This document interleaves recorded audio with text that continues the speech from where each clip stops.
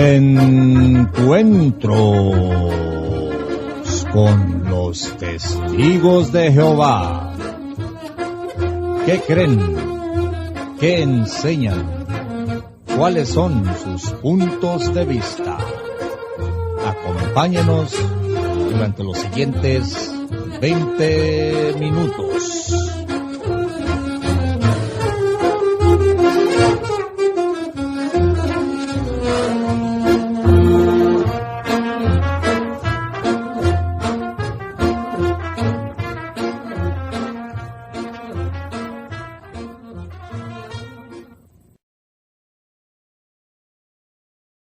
Un saludo, hermanos y amigos, el pastor Gamaliel desde Mexicali, Baja California, México, en la grabación de un nuevo encuentro con los testigos de Jehová. En esta ocasión fue nuestro amigo y hermano, el teólogo Rodrigo Holguín, desde Rancagua, Chile, que me manda este encuentro con los testigos de Jehová. Sucede que hay un canal en la aplicación denominada Sello, cualquiera de ustedes puede bajar la aplicación. Y llegó un testigo de Jehová en España a visitar a nuestra hermana Carmen Cotrina García. Nuestra hermana, pues, no le gusta entrar en temas, es nueva en el Evangelio, y llamó a Rodrigo para que dialogara con el testigo de Jehová que le había formulado la pregunta. Entonces tenemos que el encuentro que van a escuchar se realizó por medio del programa Sello. Rodrigo Holguín, desde Rancagua, Chile, la hermana Carmen Cotrina García, con el testigo de Jehová que la visitaba en España. Van a ver cómo el testigo de Jehová abandona la conversación y pues es una lástima, ¿no? Porque el tema estaba muy bueno. Sin mayores comentarios, escuchemos este encuentro. Gracias, Rodrigo, por enviar el material, y un saludo para nuestra hermana Carmen también, y al testigo de Jehová, del cual desconocemos su nombre. Esperemos que algún otro testigo de Jehová pudiese iniciar encuentros con un servidor o con Rodrigo a través del sistema de Sello. Estaríamos dispuestos a hacer encuentros vía programa Sello, ¿no?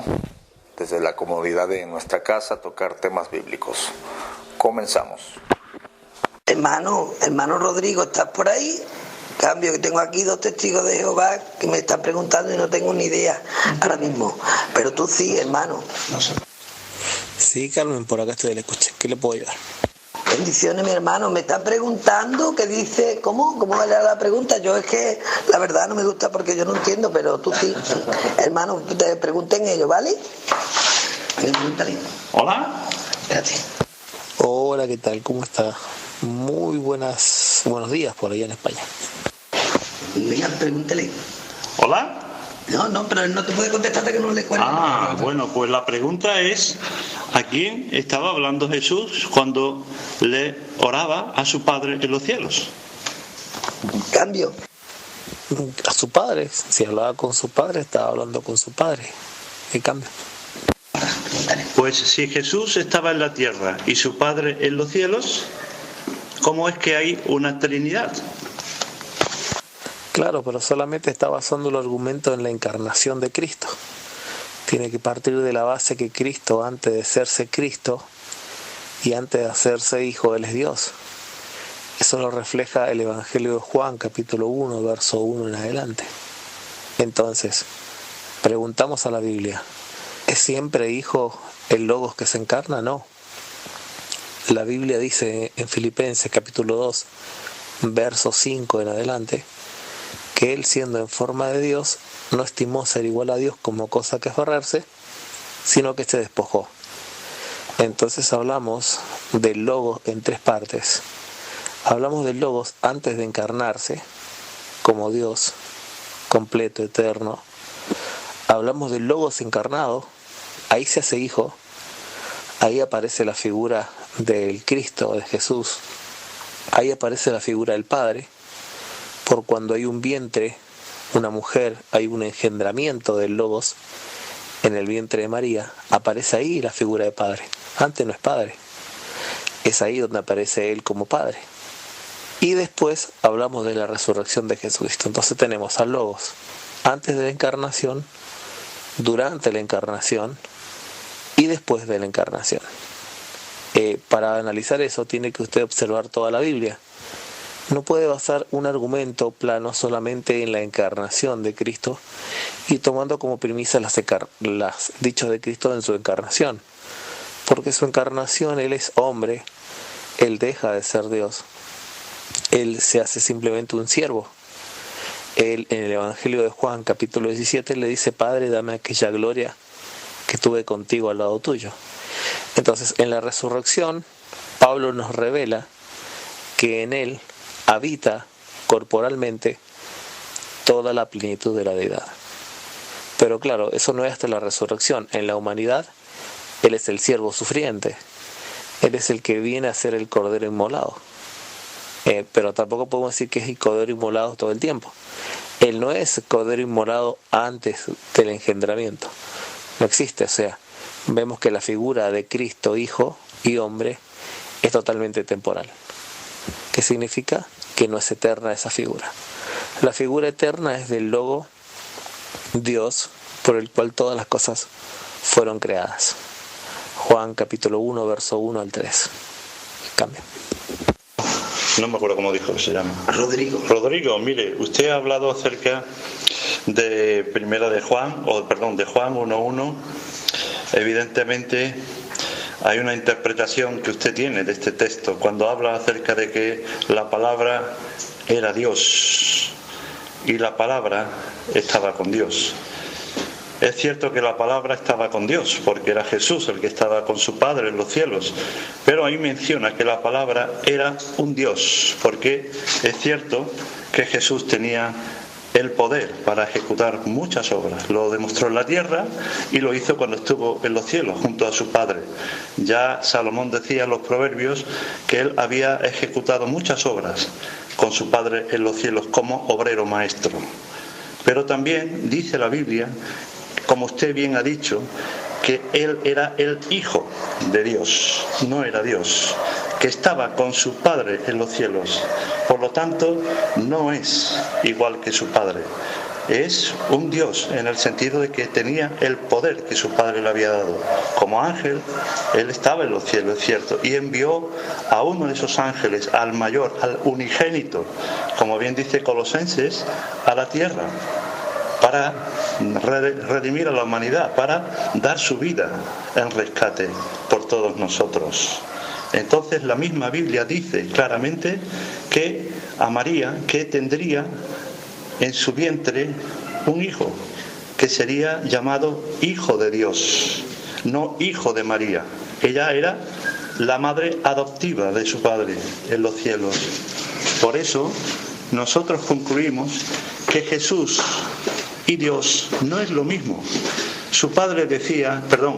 Jesús decía en Hechos que daría a conocer el nombre de su Padre, que no es Jesús, que no es la palabra, que no es Emmanuel, como dice Isaías, era Jehová, o en otros lugares Yahvé. De manera que Yahvé o Jehová no es lo mismo que Jesucristo o la palabra. Son dos seres diferentes. Eso por no incluir a un tercer elemento que vosotros creéis, como es la idea de la Trinidad, donde incluís el Espíritu Santo como otra persona más. Es interesante, como les decía a su compañera Carmen, que la Trinidad es una de las creencias más difundidas en la tierra, pero también la tenían otras civilizaciones muy antiguas. Babilonia tenía trinidades de dioses, Egipto tenía trinidades de dioses, y hay muchas religiones en la actualidad que tienen trinidades. Pero Dios es un solo Jehová, dice la Biblia, es un solo Dios, y solo es el creador de todo el universo. Como dice el Padre nuestro famoso, es Padre nuestro que está en los cielos. Jesús estaba en la tierra cuando decía estas palabras, su Padre en los cielos, y es el Todopoderoso. No hay tres todopoderosos, es uno solo, el creador del universo. Se le llama en la Biblia más de 7.000 veces Jehová. o Yahvé. Cambio.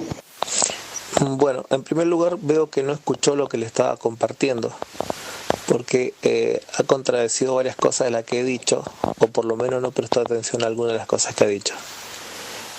Si hubiese prestado atención, hubiese comprendido que yo jamás dije que el logos, y me refiero a la palabra griega de Juan 1.1, que está traducida como verbo o discurso o palabra, yo me remetía a la palabra griega, que es la palabra es logos.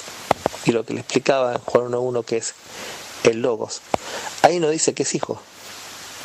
Hijo es cuando aparece encarnado en el vientre de María a través de la kenosis o la unión hipostática.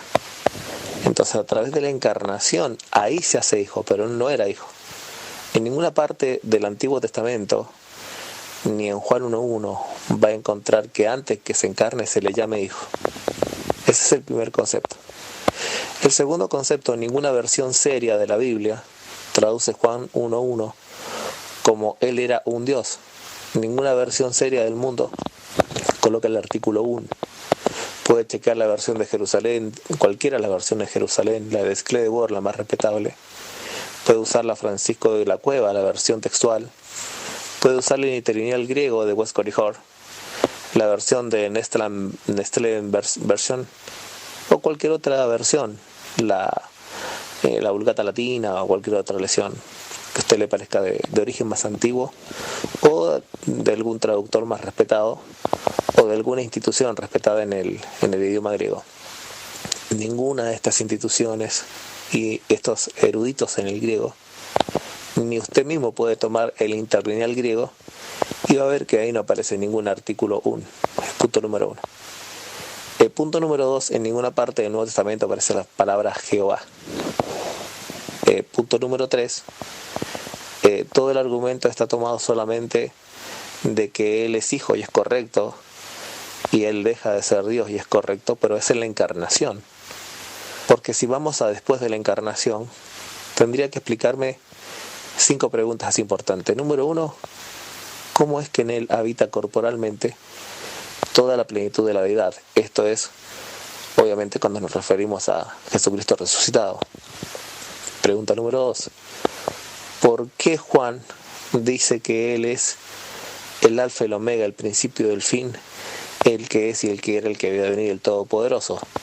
Si lee desde el versículo 5 hasta el versículo 12 de corrido, se da cuenta que el que habla todo el tiempo es Jesucristo.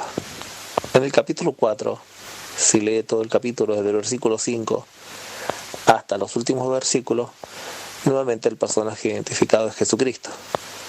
Entonces, cuando hablamos de Jesucristo resucitado y glorificado, porque hay que entender que Él es glorificado, en su oración, en el capítulo 17 de Juan, verso 5 en adelante, Él dice: Padre, glorifícame con aquella gloria que tuve contigo antes de que el mundo fuese. Entonces, la gloria, cuando hablamos de la gloria, hablamos de la omnipotencia, omnisciencia, omnipresencia, es lo que le hace al Alfa y Omega, principio y fin. Es por eso. Pero si basas solamente el argumento en la encarnación, tomando como versión una versión que agrede el texto original, colocando un artículo que no existe, colocando una palabra del Nuevo Testamento que no existe, como la palabra Jehová, ninguna versión seria en el idioma va a colocar Jehová o alguna palabra del Antiguo Testamento que sea en hebreo, ¿no? Ya que la palabra que sale en el Nuevo Testamento es solamente Dios. Y por último, cuando usted va a ver al concepto de hijo, solamente ocurre en la encarnación. No hay hijo en la eternidad. No hay un nacimiento en la eternidad. No existe eso en la Biblia. No hay ningún solo pasaje del Antiguo Testamento donde haya un hijo. No existe eso. El hijo aparece solamente en el vientre de María por causa de que Él se encarna. Eso lo explica el capítulo 2 de la carta a los Filipenses. Entonces, eso es lo que tendría que analizar un poquito. Y nuevamente yo me remito al texto griego, ¿no? Para tomar como base fidedigna de cómo debía haber sido traducido el texto. Cambia. Hermano Rodrigo, espera, te va a decir y ya se van. Espera un momento. Muchas gracias por sus ideas.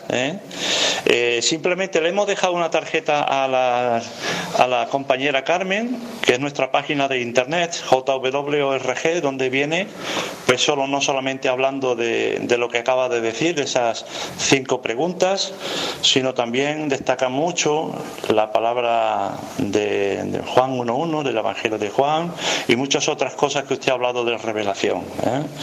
Le animamos también a que busque en esa página de internet, jw.org. Y es un saludo para usted. Hasta luego. Bueno, pues nada, Carmen, la dejo con su trabajo.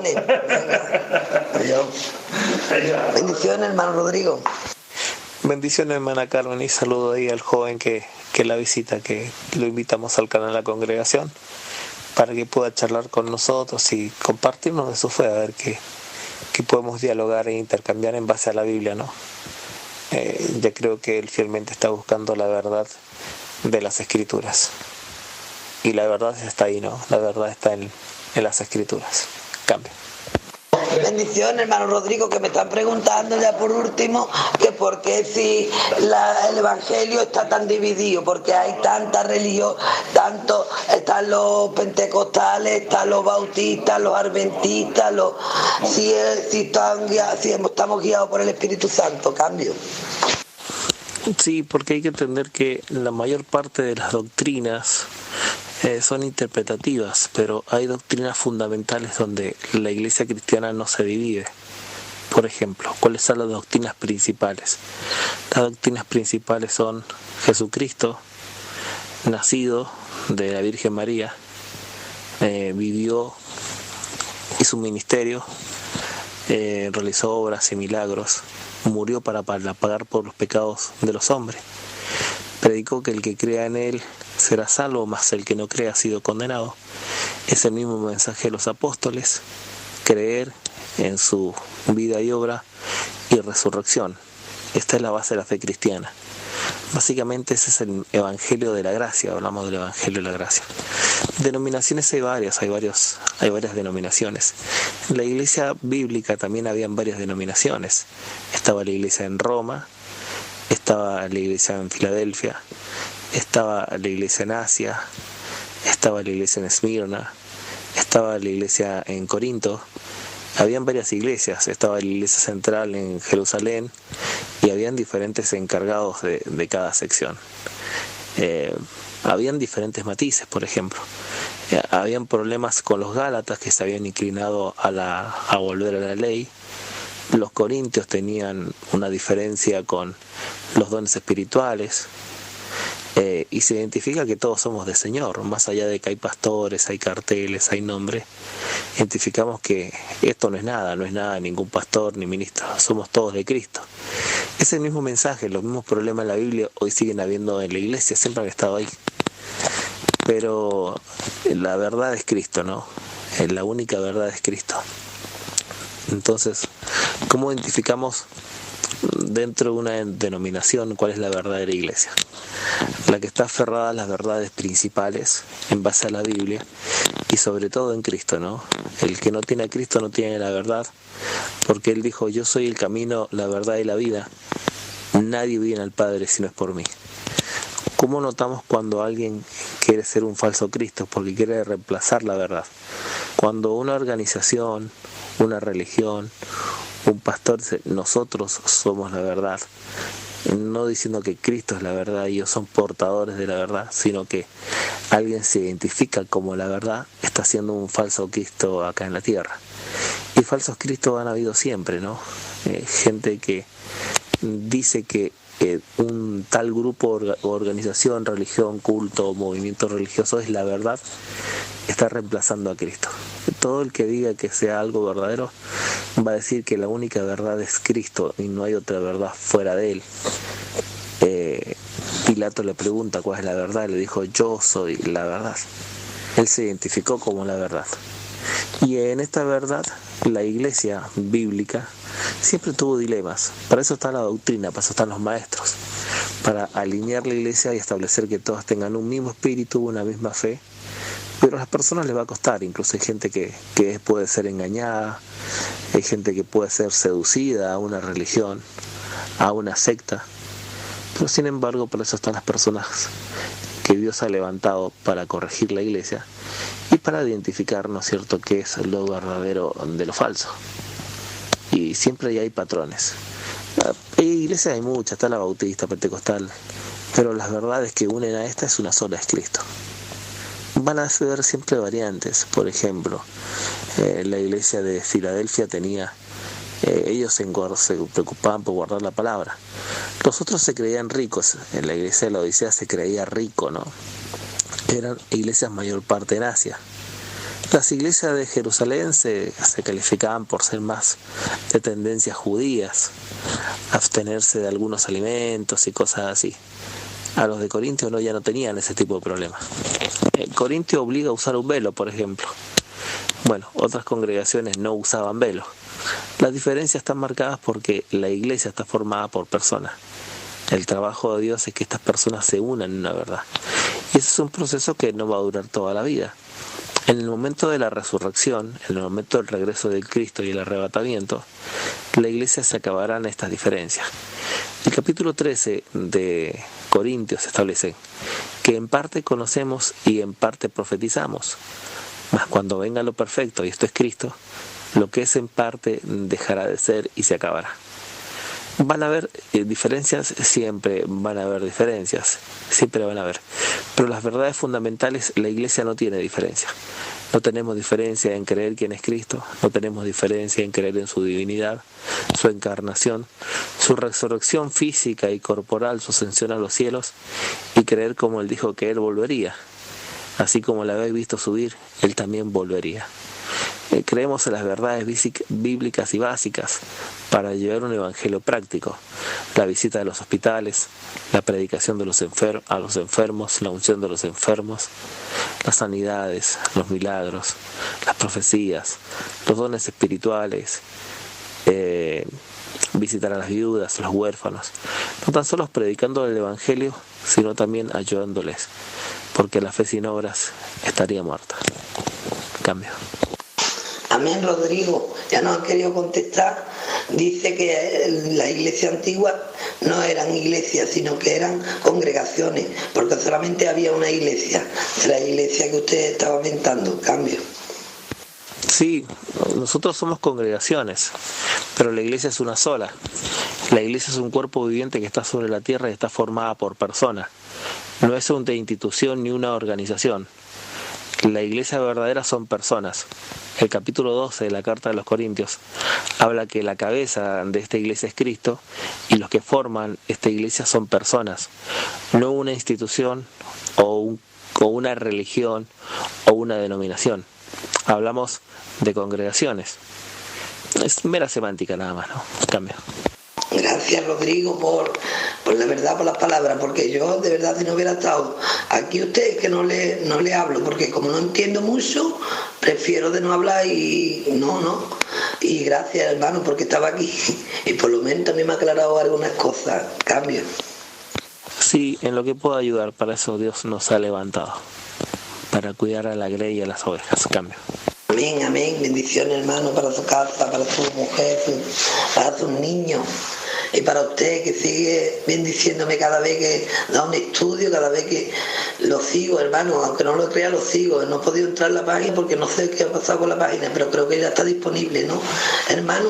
Y tengo su audio grabado de la predicación del otro día, que la puse en el canal de la congregación. Sabe que yo no hablo mucho porque estoy afónica y me da vergüenza de hablar así en el canal, hermano, pero hoy la verdad que tenía la necesidad de que hablara alguien, porque yo, si no me gusta de no atender a las personas, aunque no lo había entrado adentro, pero no me gusta de cerrarle la puerta en la cara, y la verdad que si no había alguien que supiera, yo no iba a hablar, hermano. Cambio. Sí, mi hermana Carmen, bendiciones, no se da problema. Sí, la página ya está habilitada, teologiaavanzada.org, que puede seguir con los estudios, el discipulado y la capacitación. No sé si el hombre ya está ahí, si este compañero todavía está ahí, también que visite la página, así como nosotros le aceptamos la bendición a jw.org, nosotros le invitamos a teologiaavanzada.org también. Un abrazo, hermana Carmen, que tenga un gran día de parte de Dios.